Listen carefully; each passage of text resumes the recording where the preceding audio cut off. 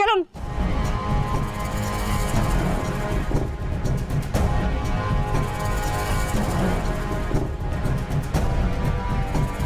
ভাবা যায় না, বিদিশা বৌদিকে পুলিশে ধরলো। না না, এটা কিছুতেই হতে পারে না। বিদিশা ওর ছেলের বউকে নিজের মেয়ের মতো ভালোবাসতো। এটা পুলিশের কোথাও ভুল হচ্ছে। হ্যাঁ, আমিও তো দেখতে পেয়েছি যে নিজের জন্য একটা জিনিস কিনলে ও ছেলের বউয়ের জন্য দুটো জিনিস কিনেছে। শুধু শাশুড়ি বৌমাকে নয়, বৌমা শাশুড়িকে খুব ভালোবাসতিস। ছেলের বিয়েতে কিন্তু এক পয়সাও পণ নেননি। শুধু কি তাই, মনে আছে পার্থ যখন বিয়ে করতে যাচ্ছিল সেই সময়? থাক থাক বাবা। নে পার্থ, এবার মাকে বল যে মা তোমার জন্য দাসী আনতে চললাম। মা, তোমার জন্য দাসী আনতে চললাম।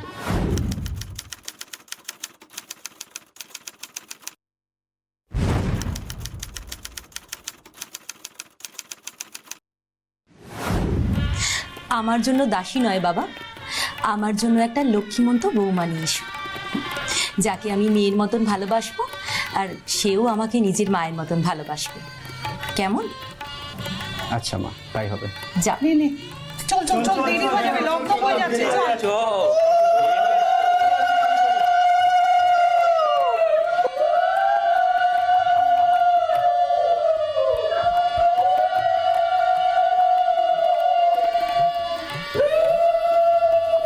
দুর্গা দুর্গা।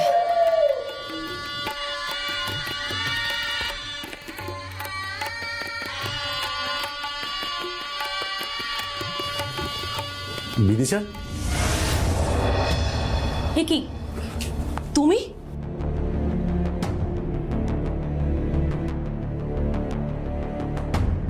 তুমি তুমি এখানে কি করে এলে? আমি সিঁড়ি নিচে লুকিয়েছিলাম। তুমি যে কি করো না, আজকে আমার ছেলের বিয়ে, আজকের দিনে কেউ আমাদের বাড়িতে আসে?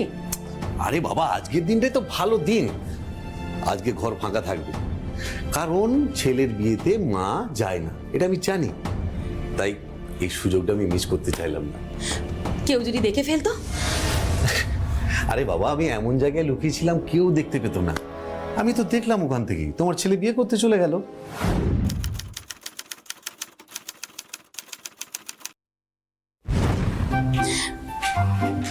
বুড়ো হতে চললে এখনো দুষ্টুমি গেল না। কি বললে? আমি বুড়ো? মোটেই না। 39, বুঝেছো?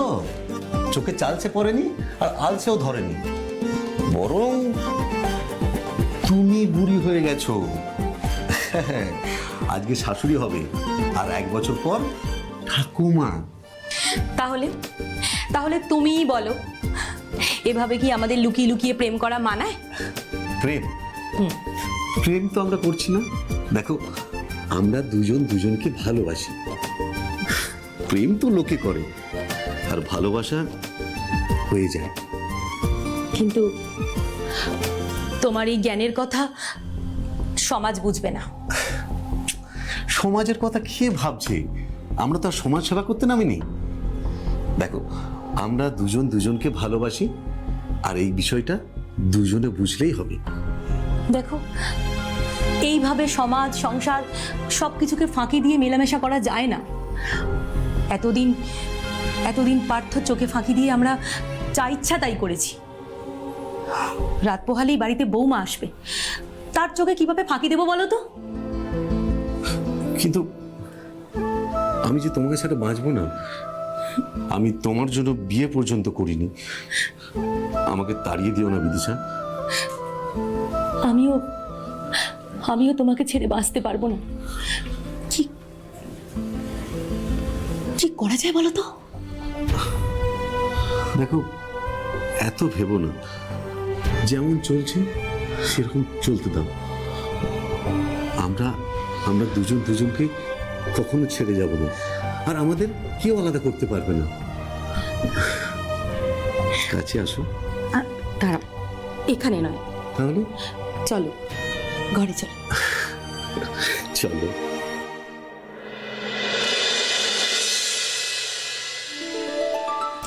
ধরো। মা, এটা আপনি আমায় কেন দিচ্ছেন? অনেক বছর তো আমার হলো, 26 বছর। 17 বছর বয়সে আমি সংসারের হাল ধরেছি। আজ থেকে এই সংসারের দায়িত্ব তোমার, আর এই চাবি গোছাটারও দায়িত্ব তোমার।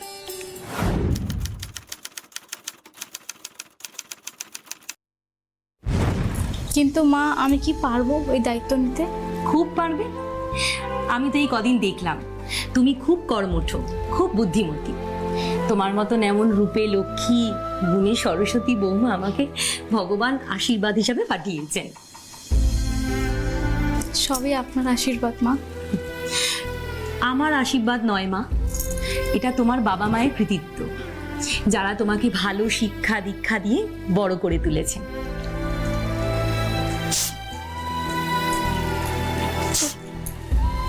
কি হয়েছে মা, তুমি কাঁদছো কেন?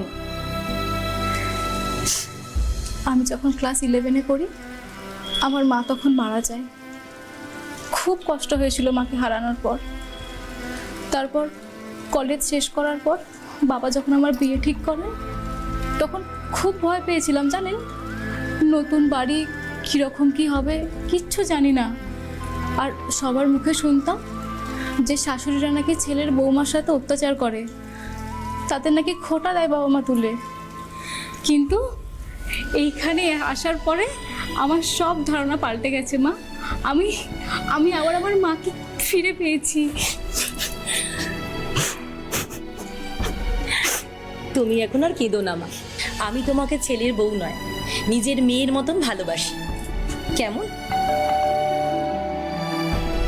এখন আবার কে এলো? আপনি বসুন মা, আমি দেখছি। আচ্ছা।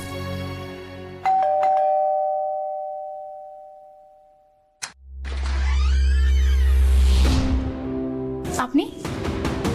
তুমি নিশ্চয়ই পার্থর বউ? হ্যাঁ। না বৌমা, এটা তোমার জন্য। আসলে আমি এই পরিবারের বিশেষ বন্ধু। তোমার বিয়েতে আমি আসতে পারিনি, তাই আজকে তোমাকে দেখতে এলাম। আসুন ভেতরে আসুন। হে কি তুমি? ছেলের বিয়ে দিলে আমাকে নেমন্তন্ন পর্যন্ত করলে না, তাই আজকে আমি নিজে সেদে তোমার বৌমাকে দেখতে এলাম।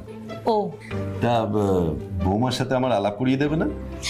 হ্যাঁ হ্যাঁ মা, উনি হলেন সুনীল বাবু, পার্থর বাবার অফিসের কালিগ। পার্থর বাবা যখন মারা যায় তখন উনি আমাদের সংসারের জন্য অনেক উপকার করেছিলেন। বেশ, আরো একটা যে পরিচয় আছে সেটা তো বললে না। আর একটা পরিচয়? কোন পরিচয়? বলো যে আমি তোমার ভালো বন্ধু হই। ও হ্যাঁ, উনি আমার ভালো বন্ধুর মতো। থাক থাক মা, সুখী হও। আরে থাক থাক, আমাকে প্রণাম করতে হবে না। তা মা, তোমার নামটা কি যেন? ঈশানী। ঈশানী, বাবা মা ভারী মিষ্টি নাম, মা দুর্গার নাম। ঈশানী, তুমি এক কাজ করো, তুমি ওনার জন্য এক কাপ চা করে নিয়ে এসো, যাও। হ্যাঁ মা নিশ্চয়ই, বসুন আমি এক্ষুনি আসছি।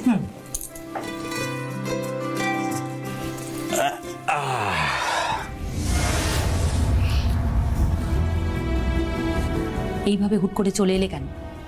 বাড়িতে বৌমা আছে না? তোমাকে তো বারণ করেছিলাম। কি করবো বলো, সকাল থেকে একবার ফোনে কথা হয়েছে বলো, তাই মনটা খারাপ লাগছিল। আমি ফোন করেছিলাম, তুমি ঘুমোচ্ছিলে। আমি এত সকালে তো ঘুম থেকে উঠি না, আর যদি জানতাম তুমি ফোন করবে তাহলে আমি জেগেই বসে থাকতাম।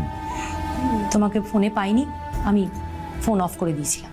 জানি, আমি তোমাকে অনেকবার ফোন করেছিলাম, তোমার ফোন অফ ছিল, কিন্তু কেন? এই অনেকবার ফোন করেছিলে বলেই আমি ফোনটা ধরিনি। কারণ ঈশানীর সামনে তাহলে আমাকে হয়তো ফোনটা ধরতে হতো, আর তা না হলে ফোনটা কাটতে হতো, আর সেটা আমি চাই না। তাছাড়া তখন আমি বৌমার সঙ্গে ছিলাম, কথা বলছিলাম। ওই জন্যই তো আমি চলে আসলাম সামনাসামনি কথা বলার জন্য। আর তাছাড়া আমাদের তো অনেকদিন দেখা হয়নি, অনেক দিন। এই কি করছো? ছাড়ো, বৌমা চলে আসবে। কি সাহস গো তোমার! আচ্ছা ঠিক আছে বাবা, আমি সুযোগ বুঝে তোমাকে ডাকবো বাড়িতে, কেমন? এখন কিন্তু তুমি চা খেয়ে চলে যাও। কিন্তু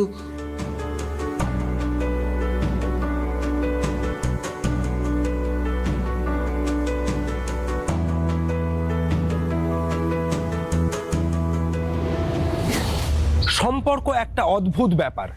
এতে থাকে ভালোবাসা, থাকে টান, থাকে একে অপরকে মিস করা, আর থাকে রাগ, খুনসুটি, বিরহ। সম্পর্কের মধ্যে আরো একটি অদ্ভুত আবেগ থাকে, যার নাম অভিমান।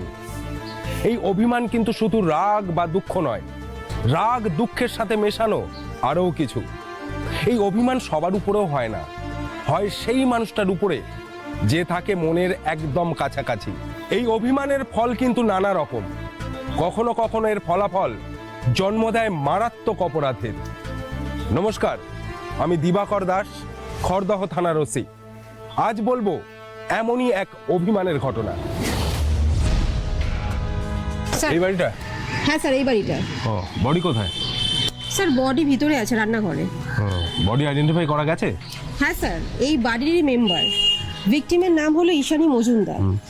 আর সব থেকে বড় অদ্ভুত ব্যাপার হলো স্যার, ভিকটিমের হাজবেন্ড পার্থ মজুমদার এই মুহূর্তে আমাদের লকআপে। লকআপে? সে কি? হ্যাঁ স্যার, গতকাল বিকেলবেলা মারপিট করার জন্য পার্থ মজুমদারকে আমরা অ্যারেস্ট করি। আর পার্থ মজুমদারের স্ত্রী হলো ঈশানী মজুমদার, উনি ভিকটিম। আচ্ছা, দেখি। চলুন স্যার।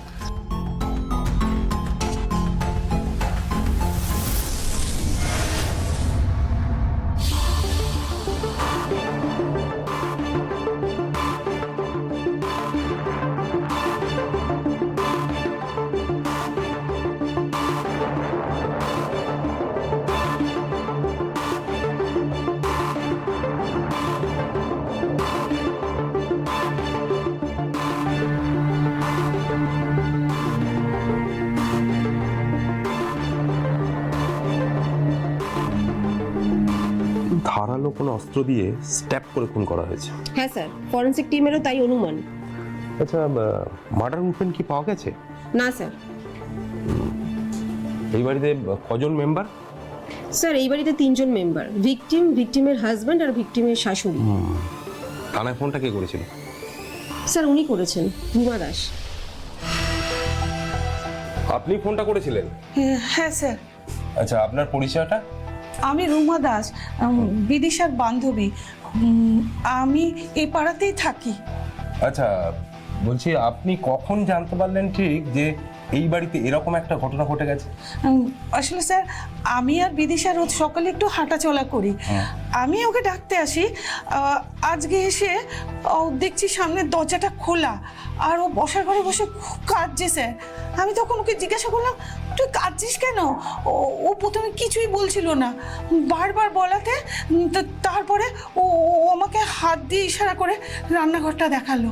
আর সেই মতো আমি গিয়ে দেখি কি বিভৎস দৃশ্য, মনে করলে এখনো গায়ে কাঁটা দিচ্ছে স্যার। আর তারপরে আপনি আমাদের ফোন করেছিলেন? হ্যাঁ ম্যাডাম। আচ্ছা, আপনি আমাকে একটা কথা বলুন তো, এই শাশুড়ি বৌমার একে অপরের সাথে সম্পর্কটা কেমন? খুব ভালো ছিল স্যার, ও শাশুড়ি বৌমার সম্পর্ক খুব ভালো ছিল। এই একটা মাসের মধ্যে বিদিশা একটাও বাজে কথা কখনো ঈশানীর সম্বন্ধে বলেনি স্যার। আর ওই ঈশানীর সাথে ওর স্বামীর সম্পর্কটা? সেটা আমি যতদূর জানি স্যার, ওই টুকটাক স্বামী স্ত্রীর অশান্তি এরকম ছিল, কিন্তু ওদের সম্পর্ক খুব ভালো ছিল স্যার। আপনি কি জানেন পার্থ মজুমদার এখন আমাদের লকআপে আছে? হ্যাঁ হ্যাঁ স্যার, শুনেছি যে ওই পাশের পাড়ার সুনীল বলে একজনের সাথে মারপিট করে ওকে থানায় ধরে নিয়ে গেছে। কিন্তু খুব অবাক লাগছে। অবাক লাগছে কেন? আসলে স্যার, পার্থ একটু বদমেজাজি, কিন্তু মারপিট করার ছেলে না স্যার। আচ্ছা, তার মানে মারপিট করার কারণটা এই ক্ষেত্রে বিশেষ কিছু? তা তো আমি বলতে পারবো না স্যার। আপনার বান্ধবী বিদিশা দেবী এখন কোথায় আছেন? ওই ঘরে আছে স্যার। ওনার সাথে একটু কথা বলবো। চল।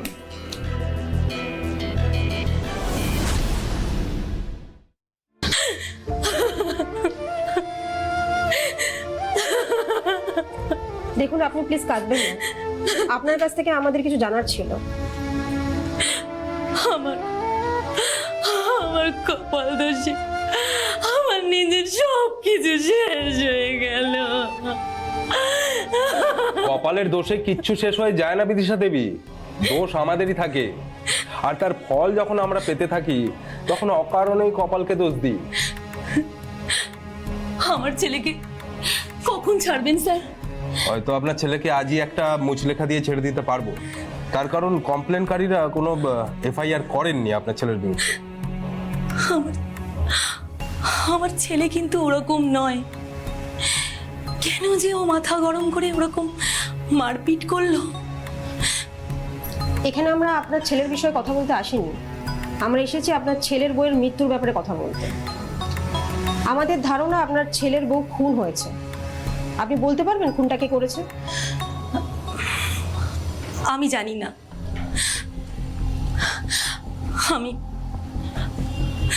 আমি কাল রাতে পার্থর কথা ভাবতে ভাবতে ঘুমিয়ে পড়েছিলাম। সকালে উঠে দেখি এই কাণ্ড। জল দাও।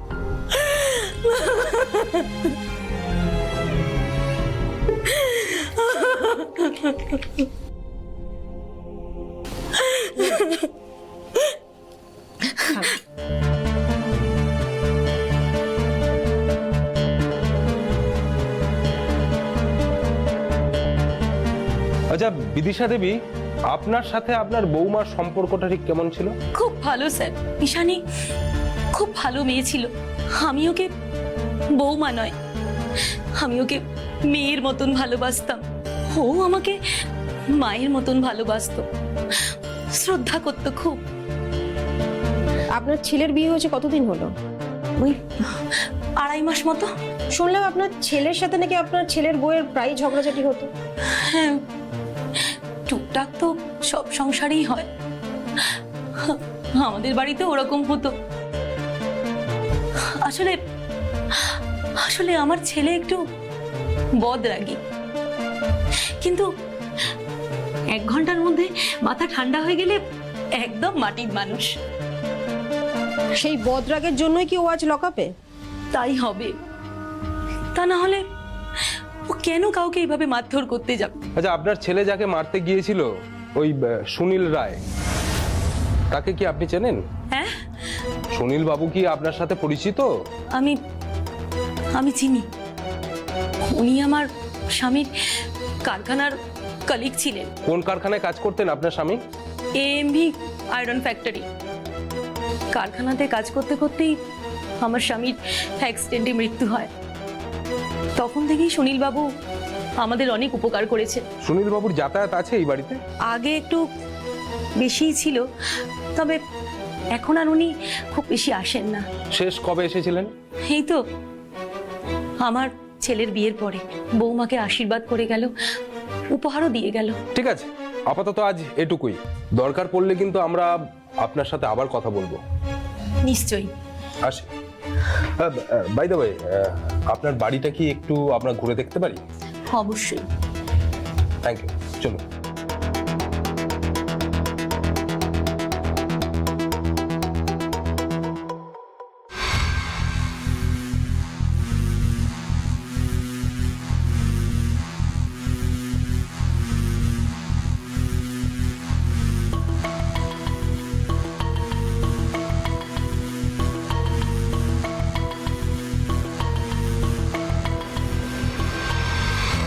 রেণুকা, স্যার দেখো এই 3টে শাড়ি একবার খেয়াল করো। এই 2টো শাড়ি কিন্তু একেবারে খটখটে শুকনো, কিন্তু এটা এখনো ভিজে। আর এটা দেখো। হ্যাঁ স্যার। এটা খুব সম্ভবত রক্তের দাগ, ধোয়ার পরে এরকম হয়ে গিয়েছে। ঠিক বলেছেন স্যার। তুমি এক কাজ করো, এগুলোকে সিজ করে নাও। ঠিক আছে স্যার, আমি শাড়িটা এক্ষুনি সিজ করে নিচ্ছি আর ফরেন্সিকে পাঠিয়ে দিচ্ছি। শিওর। ওকে। স্বামী লকআপে, স্ত্রী খুন হয়েছে বাড়িতে, সবার সাথে সবার সম্পর্ক ভালো, তাহলে কোথা থেকে উড়ে এসে জুড়ে বসলো একই পরিবারে দুটো অপরাধ? এই দুটো অপরাধী কি আলাদা আলাদা ঘটনা, নাকি রয়েছে এক গভীর যোগসূত্র? স্যার ডেকেছেন? হ্যাঁ এসো, বসো।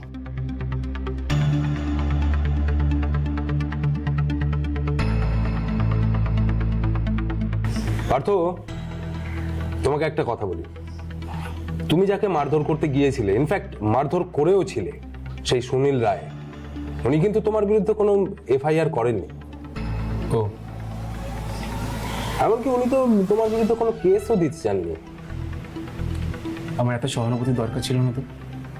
কি হতো, জেল খাটতাম। পার্থ, তোমার মার সাথে আমাদের কথা হয়েছে।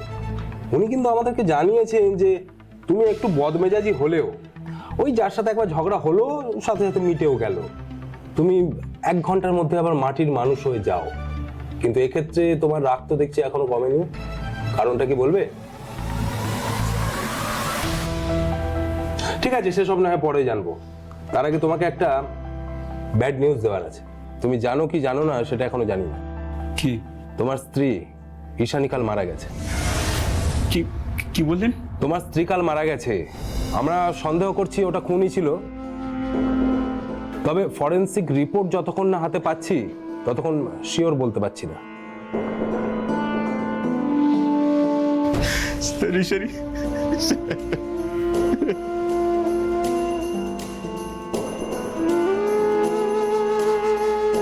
পার্থ, পার্থ, দেখো নিজেকে সামলাও। তোমার স্ত্রী যদি সত্যি খুন হয়ে থাকে, উনিকে তো খুঁজে বার করতে হবে। তোমার সাহায্যের খুব প্রয়োজন। নীল খান, কিন্তু কেন স্যার, কেন ওকে কেউ খুন করবে? কে খুন করেছে, কেন খুন করেছে সেটা জানার জন্যই তো আমরা চেষ্টা চালিয়ে যাচ্ছি। তোমাকে বেশ কিছু প্রশ্ন করার আছে আমাদের, আশা করি তুমি সঠিক উত্তরটাই দেবে। বলুন। শুনেছি তোমার স্ত্রীর সাথে তোমার নাকি মাঝে মাঝে ঝগড়া হতো। হ্যাঁ হতো, ওই টুকটাক হতো স্যার। কেন হতো? স্যার ও খুব চাপা স্বভাবের ছিল। ওর যদি কোনো কিছু হতো কাউকে বলতো না। একদিন আমি অফিস থেকে ফিরে দেখি ওর খুব শরীর খারাপ, জ্বর, কাউকে কিচ্ছু বলি। এইগুলো নিয়ে টুকটাক ঝগড়া ঝামেলা হতো। আচ্ছা একটা কথা বলুন তো, আপনার স্ত্রীর কি কারোর সাথে এক্সট্রা ম্যারিটাল অ্যাফেয়ার্স ছিল? মানে ও চাপা স্বভাবের ছিল বলে হয়তো ব্যাপারটা চেপে গেছে, আপনাকে বলেনি? কি বলছেন কি আপনি?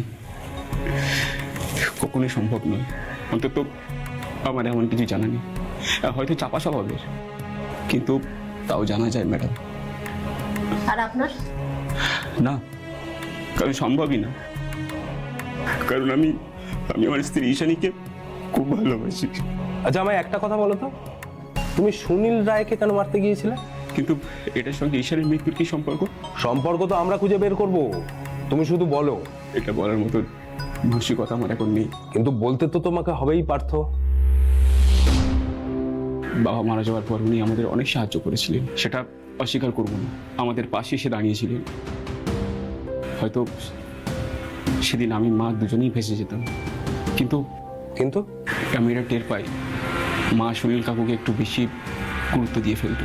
আমার একদম ভালো লাগতো না। রোজ আমাদের বাড়িতে আসতো, ইচ্ছা করতো ওকে আমি তাড়িয়ে দিই, কিন্তু আমি কিছুই করতে পারতাম না। তারপর আমি চাকরি পেলাম, সংসারের দায়িত্ব নিতে শিখলাম। একদিন আমি রাস্তা থেকে আসছি, আমি দেখতে পেয়ে বারণ করলাম, আপনি আমাদের বাড়ি আসবেন না, আমার সেটা পছন্দ না। এরপর লোকটা আমাদের বাড়িতে আর আসতো না। কিন্তু দিন আগে আমার একটা বন্ধু পলাশ, সে বলল, কিনে পার্থ, বাবা সত্যি কিছু বলার নেই, দেখাই পাওয়া যায় না রে। এই রোজ ওর অফিস থেকে ফিরে হন করে বাড়ি ফিরে যাস। বুঝি বাড়িতে নতুন বউ আছে, সবই বুঝি। আরে বাবা তা বলে কি বন্ধুদের একটু সময় দিতে নেই রে? তুই বিয়েটা কর না, তখন বুঝবি বইয়ের কত টান। সে বুঝলাম, কিন্তু বাড়ি ঢোকার আগে অন্তত 5টা মিনিট তো দিতে পারিস। দেখ, বন্ধু হলো চিরকাল পুঁজি। বন্ধুকে যদি সময় না দেওয়া হয়, বন্ধু কিন্তু থেকে যায়। আর বউ যদি একবার বুঝতে পেরেছে ওকে সময় দেওয়া হচ্ছে না, বউ কিন্তু পালিয়ে যায়। ওই জন্য কথা আছে না, বন্ধু হারালে বন্ধু পাওয়া যায় রে, বউ হারালে বউ পাওয়া যায় না। যাকে জোকসে পাঠ। হ্যাঁ শোন, তোকে একটা ইম্পর্টেন্ট কারণে ডেকেছিলাম। ভাবছিলাম বলবো না, কিন্তু বলবো কথাটা তোকে না বলে না পারছি না। বল না মানে কি করে বলি বলতো? এই তো শুরু হলো ন্যাকামো। এ ভাই না হেজিয়ে বল না। আরে বলছিলাম ওই পাশে পাড়ার সুনীল কাকু, আরে ভাই তোর বাড়িতে রোজ যাতায়াত করে। সবাই বলে তো মায়ের সঙ্গে নাকি। মুখ সামলে কথা বল, তুই কি বলছিস? মুখ সামলেই রেখেছিলাম, তোকে এতদিন কিচ্ছু বলিনি, বলতে পারিনি। কিন্তু কাকিমাকে নিয়ে কে যখন পাড়ার লোকের পিএনপিসি করে, খিল্লি করে, সহ্য হয় না রে। আরে বাবা তুই তো আমার বন্ধু নাকি? দেখ কাকিমাকে গিয়ে তো সরাসরি বলতে পারি না, তাই তোকে বললাম না। আর আমি খুব ভালো করে জানি তোর রাগের মাথা শুনে হয়তো তুই আমাকে মেরে আমার মুখ ফাটিয়ে দিবি, তবু বললাম তুই যেমন আমার মুখে কথা শুনে সহ্য করতে পারছিস না, আমি তেমনি পাড়ার লোকের গুলতানি বলে শুনি না সহ্য করতে পারি না রে। সালাম মালটাকে আমি বারণ করেছিলাম যাতে আমার বাড়ি না আসে, ভেবেছিলাম বারণ শুনবে, আসবে না। কে বলেছে আসে না? তুই অফিসে বেরিয়ে যাওয়ার পর চুপি চুপি আসে। হ্যাঁ তোর বিয়ে পর কিন্তু অনেকবার এসেছে। কি বিয়ের পর এসেছে? হ্যাঁ তবে রোজ আগের মতো রোজ যাতায়াতটা করে না, কিন্তু বেশ কয়েকবার এসেছে। কিন্তু ঈশানী তো আমায় কিছু বলেনি। হয়তো বুঝতে পারিনি, কিন্তু যদি একবার জানতে পারে তোর সম্মানটা ঈশানীর কাছে কোথায় গিয়ে দাঁড়াবে বুঝতে পারছিস ভাই? বোঝার চেষ্টা কর। তোর কি মনে হয় কি করা উচিত আমার? দেখ আমার মনে হয় একদিন চল, তুই আমি বিষ্ণু নাড়ু পটকা গিয়ে ওই সুনীল মালটাকে ফের দিয়ে আসি, সঙ্গে পার্টি অফিসে টিঙ্কুদাকে নিয়ে নেবো। টিঙ্কুদাকে দেখলেই ভয় পেয়ে যাবে। না,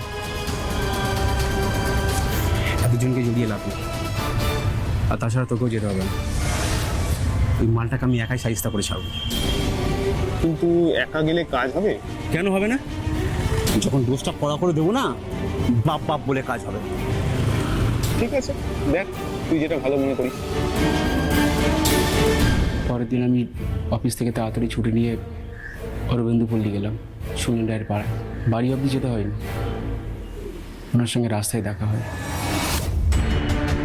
কি পার্থ, তুমি এখানে অফিস যাও নেই? তা এইদিকে কোথায় চললে? তাও আবার হাতে লাঠি নিয়ে। তোর কাছে? আমার কাছে? কিন্তু কেন? তোকে উদুম কেলাবো তাই। মানে মানে তোকে বারণ করেছিলাম না আমার বাড়িতে না যেতে? না মানে ইয়ে আসলে হ্যাঁ, না মানে ইয়ে, না মানে তো আমি দেখাচ্ছি।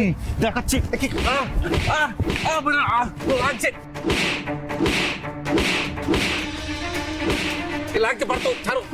কি করছো এটা? হ্যাঁ, কি করছো এটা তুমি? উঠুন, শুনতে উঠুন। আপনি মারছেন কেন শুনলেন? জানেন শুনলে কত ভদ্রলোক? কি ভদ্রলোক? ছাই একটা শয়তানের মুখোশ পরা মানুষ। ভদ্রলোক উনি শয়তান? তুই বেপারের ছেলে এখানে যে মস্তানি করছো, এখনই পুলিশকে ফোন করলে না সব ঠিক হয়ে যাবে। পুলিশের ছাড়, পুলিশকে আর ফোন করতে হবে না। আরে পুলিশের দোকান করলে না সব বেরিয়ে যাবে। দাঁড়াও আমি ফোন করছি, দাঁড়াও। দরকার নেই।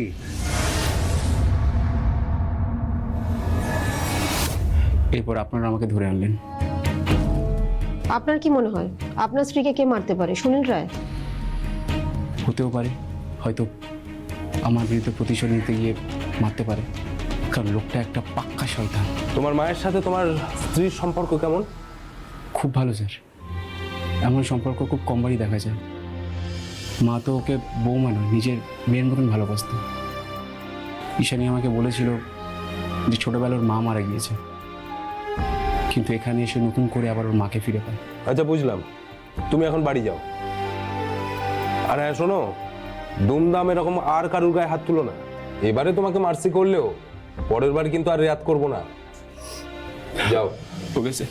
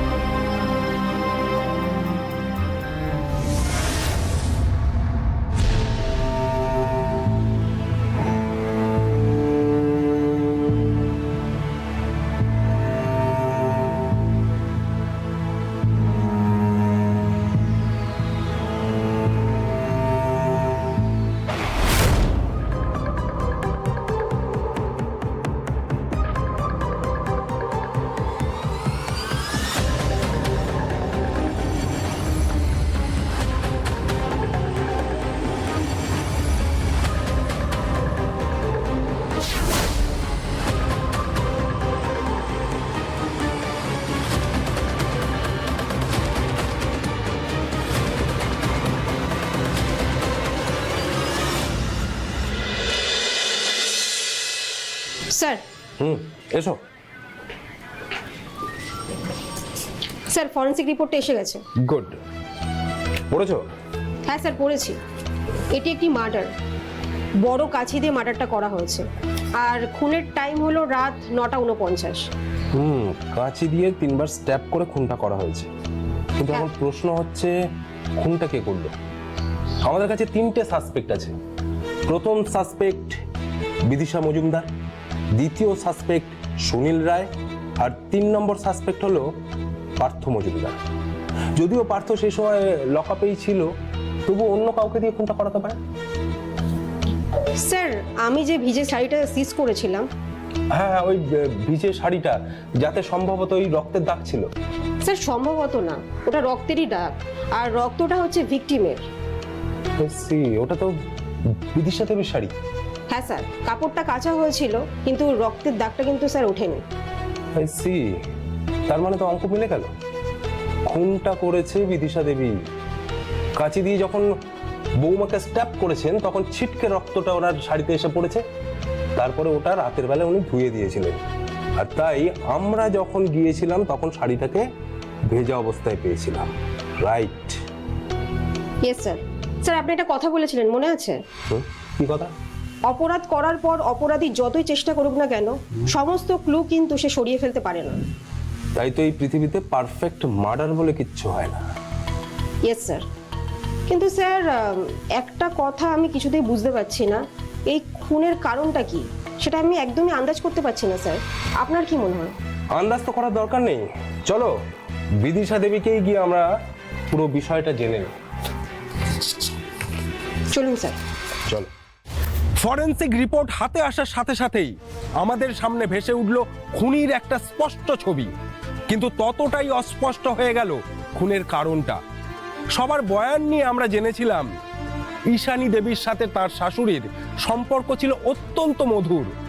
তবে কি মধুর মধ্যেই ছিল কোনো বিষ, যার প্রভাবে বিদিশা দেবী করে ফেললেন খুনের মতো জঘন্য অপরাধ, তাও আবার তার প্রিয় বৌমার সাথে?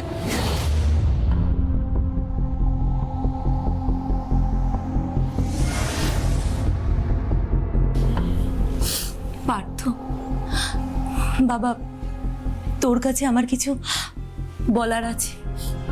বলো মা। আমি একটা বিরাট বড় অন্যায় করে ফেলেছি বাবা। যে অন্যায়ের কোনো ক্ষমা হয় না। তুই শোনার পর তুইও আমাকে ক্ষমা করিস না, পুলিশের হাতে তুলে দিস। কিন্তু বাবা, তোর কাছে আমি অন্যায় স্বীকার না করলে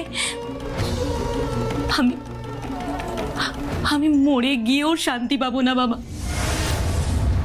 পুলিশের হাতে তুলে দেওয়ার জন্য পার্থবাবুকে কোনো কষ্ট করতে হবে না। আপনি কি অন্যায় করেছেন সেটা আমরা জেনেই এসেছি। কি আপনারা? হ্যাঁ পার্থবাবু, আমরা জানতে পেরে গেছি আপনার স্ত্রীকে খুনটা কে করেছে। কে? আমি। হ্যাঁ বাবা, ঈশানীকে আমি খুন করেছি। কি কথা বলছো তুমি? এটা হতেই পারে না। পার্থ, তোমার মা ঠিকই বলছে, উনি তোমার স্ত্রীকে খুন করেছে। না স্যার, আপনাদের কোথাও একটা ভুল হচ্ছে। এটা কোনো ভুল হচ্ছে না। চলুন আমাদের সাথে থানায়। চলুন।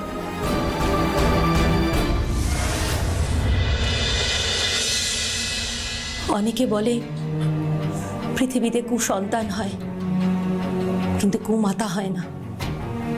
ভুল বলে। আমি সেই কুমাতা যে নিজের স্বার্থের জন্য নিজের সন্তানের এত বড় ক্ষতি করলাম। আমার মতো নির্লজ্জ বেহায়া মা দুনিয়া আর দুটো নেই। আমরাও তো সেটাই জানতে চাইছি, আপনি কেন খুন করলেন আপনার বৌমাকে? তাকে তো নাকি আপনি সন্তানের মতো ভালোবাসতেন। অভিমানে। কিসের অভিমান? সে অনেক কথা, কিন্তু তার আগে আমি সুনীল বাবুর কথা বলতে চাই। আমার ছেলে পার্থ সুনীলকে অপছন্দ করে, কিন্তু পার্থ যতই সুনীলকে অপছন্দ করুক না কেন, সুনীল বাবুর অবদান আমরা কোনোদিন অস্বীকার করতে পারবো না। পার্থর বাবা মারা যাবার পর সুনীল বাবু আমাদের পাশে যেভাবে ছিলেন, সেভাবে যদি না থাকতেন তাহলে আমরা ভেসে যেতাম। সুনীল বাবু আমাদের পরিবারের দায়ভার গ্রহণ করতে করতে আমাদের পরিবারকে নিজের পরিবারের মতন ভালোবাসতে শুরু করলেন। ভুল করে উনি আমাকেও ভালোবেসে ফেললেন। আমি সেই ভালোবাসা অস্বীকার করতে পারিনি। সুনীল বাবু আমাকে বিয়ে করতে চেয়েছিলেন, কিন্তু আমি রাজি হইনি। কারণ আমি জানতাম বিদ্যাসাগর মশাই যতই বিধবা বিবাহ প্রচলন করুক না কেন, আমাদের সমাজ আজও বিধবার বিবাহ মেনে নেয় না। একজন বিধবা যদি বিয়ে করে তাহলে পাড়ায় পাড়ায় লোকেরা কানাঘুষো করে। আর তাছাড়া পার্থর বয়স তখন 14 বছর হয়ে গিয়েছিল। আর ওই বয়সের কোনো ছেলের পক্ষেই সম্ভব না তার মায়ের আরেকটা বিয়ে মেনে নেওয়া। আমি সুনীলকে বারণ করেছিলাম যে আমরা বিয়ে করতে পারবো না, আমাদের বিয়ে হওয়ার সম্ভাবনা আর রইল না। কিন্তু সম্পর্ক শেষ হলো না, বরং গোপন হলো। উনি আপনার সাথে কখন কিভাবে যোগাযোগ করতেন? আমাদের বাড়িতে পার্থ যখন পড়াশোনা করতো তখন ও স্কুলে কলেজে চলে যাবার পর, তারপর পার্থ যখন চাকরি পেল তখন ও অফিসে যাওয়ার পর। আপনি ঈশানী দেবীকে খুন করার কারণটা বলতে গিয়ে আপনার সাথে সুনীল রায়ের সম্পর্কের কথাটা বললেন। স্পষ্টতই আমরা ধরে নিচ্ছি তাহলে এই খুনের সাথে আপনাদের সম্পর্কটা জড়িয়ে রয়েছে। হ্যাঁ স্যার। ওকে বলুন। তারপর পার্থ বিয়ে করল। ঈশানী আমাদের বাড়ির বউ হয়ে এলো। ঈশানী খুব ভালো মেয়ে ছিল স্যার, ওর মতন মেয়ে হয় না। আমি আমার কপালের দোষে ওকে শেষ করে দিলাম। বিদিশা দেবী, কাঁদবেন না, আপনি বলতে থাকুন। ঈশানী বাড়ি থাকার জন্য সুনীল আর আমার মেলামেশায় অসুবিধা হতো।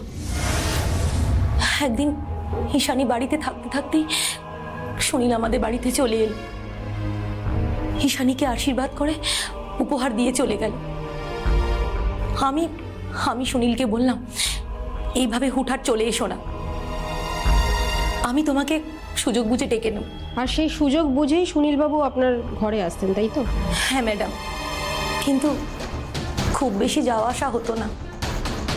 আমি একদিন সুযোগ বুঝে ঈশানীকে বললাম, বৌমা একবার এদিকে শোনো তো। হ্যাঁ মা, বলুন। বলছি, দত্ত রোডের মোড় চেনো তো? হ্যাঁ। ওখানে একটা চাবিওয়ালা বসে। আচ্ছা ও নকল চাবি তৈরি করে আর ছুরি কাঁচিতে ধার দেয়। আচ্ছা, তুমি এক কাজ করো, একটা নকল চাবি তৈরি করিয়ে আনো আর এই কাঁচিটাতে একটু ধার দিয়ে এনো। ধর। আচ্ছা ঠিক আছে মা, যাও। হ্যাঁ হ্যাঁ যাও। হ্যাঁ। আমি ইচ্ছে করি ওকে কাজ দুটো দিলাম যাতে ওর আসতে দেরি হয়। তারপর ঈশানী বেরিয়ে গেল আর আমি সুযোগ বুঝে সুনীলকে ডাকলাম। তারপর দুর্ভাগ্যক্রমে সেদিন ওই চাবিওয়ালা বসেনি আর ঈশানী বাড়িতে চলে আসার পরে আমাদের দুজনকে দেখে ফেলে। ও মা, আজকে চাবিওয়ালা বসেনি।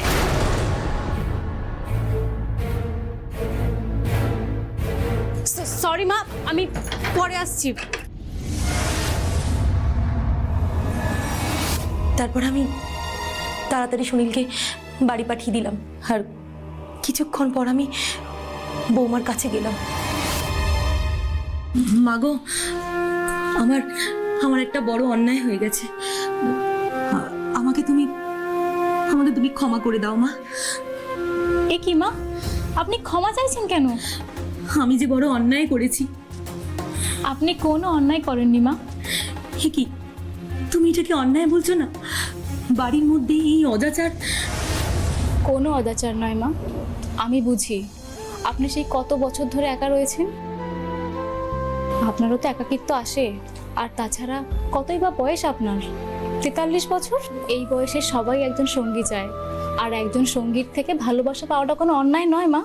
কাঁদবেন না মা, বলেছি না আপনি কোনো অন্যায় করেননি। বাবা আপনাকে কত কম বয়সে একলা রেখে চলে গেছেন, আর অনেকের তো আপনার বয়সে বিয়েও হয়, সেটা জানেন? আপনি আমাকে কোনো দিনও বৌমা ভাবেননি, সব সময় নিজের মেয়ে ভেবেছেন, তাই আপনি আমার মা। আমি আমার মায়ের কষ্ট বুঝি, তাই আপনি যেটা করেছেন বেশ করেছেন। কোনো অন্যায় করেননি, কোনো পাপ করেননি। শুধু শুধু নিজের মনের মধ্যে কোনো পাপবোধ পুষে রাখবেন না। মা, মুখটা ওরকম গম্ভীর করে রাখবেন না, হাসুন। জানেন মা, সুনীল কাকুর সাথে প্রথম যেদিন কথা হয়েছিল, আমি সেদিনই বুঝেছিলাম উনি মানুষটা ভীষণ ভালো, আপনাকে খুব ভালোবাসেন। আপনার জন্যই তো বিয়ে করেননি, তাই না? হ্যাঁ। এমন মানুষকে না ভালোবেসে থাকা যায়? আপনি যদি বলেন আপনার ছেলের সাথে কথা বলি, আপনারা যদি একসাথে থাকেন খুব ভালো থাকবেন। কি যা তা বলছো? এসব কথা একদম বলবে না। পার্থর কানে যেন এরকম কথাবার্তা একদম না যায়। হ্যাঁ, কে ছেলেটা বদরাগী, তারপর এইসব কথা শুনলে না জানি কি সব করে বসবে। ওকে ওকে কিচ্ছু তুমি বলতে যেও। আমি জানি মা, ও এসব কখনো মেনে নেবে না। আপনার মুখে একটু হাসি ফোটানোর জন্যই কথাটা বলছিলাম। তুমি পার্থকে কিছু বলবে না তো? কথা দাও। কথা দিলাম মা। তুমি তুমি আমার মাথা ছুঁয়ে দিব্যি করে বলো মা, তুমি পার্থর কাছে কিচ্ছু বলবে না? আমি আপনার মাথা ছুঁয়ে দিব্যি করে বলছি মা, আমি কাউকে কিচ্ছুটি বলবো না। কিন্তু ঈশানী ওর কথা রাখেনি। ও পার্থর কাছে সব কথা বলে দিয়েছিল। পরের দিন আমি যখন শুনলাম পার্থ সব জেনে গেছে আর সুনীলকে মারধর করে ও পুলিশের কাছে ধরা পড়ে গেছে, আমি নিজেকে সামলাতে পারলাম না। আমার খুব রাগ হলো, খুব অভিমান হলো। অথচ ও আমার মাথায় হাত দিয়ে দিব্যি করে বলেছিল ও পার্থর কাছে কিচ্ছু বলবে না। তখন আমি আর নিজেকে সামলাতে পারলাম না। হাতের কাছে আমার কাঁচিটা ছিল, আমি সেটা নিয়ে রান্নাঘরে চলে গেলাম।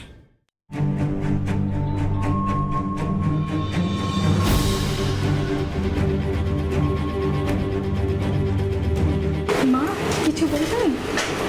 তুমি আমাকে একদম মা বলে ডাকবে না। মা ডাক তোমার মুখে একদম মানায় না।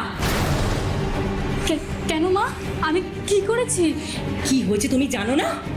তুমি জানো না পার্থ সুনীলকে ধরে মারধর করেছে, পুলিশ ওকে ধরে নিয়ে গেছে, তুমি জানো না? জানি, কিন্তু এটা আমার কি দোষ? পার্থর কাছে তুমি কিচ্ছু বলোনি? বিশ্বাস করুন মা, আমি পার্থকে কিচ্ছু বলিনি। একদম মিথ্যা কথা বলবে না। ওরে মিথ্যা কথা তুমি আমাকে বলেছ।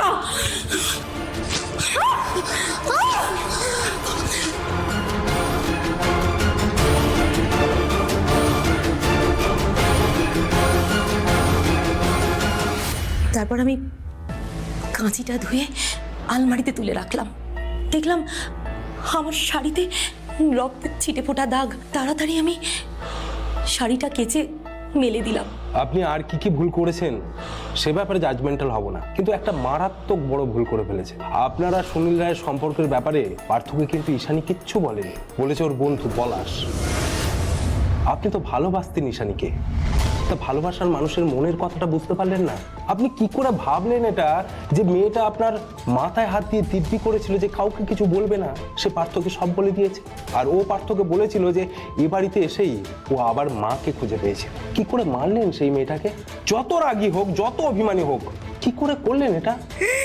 পাপ করেছি, আমি অন্যায় করেছি, আমি প্রায়শ্চিত্ত করতে চাই, আমাকে কঠিন শাস্তি দিন।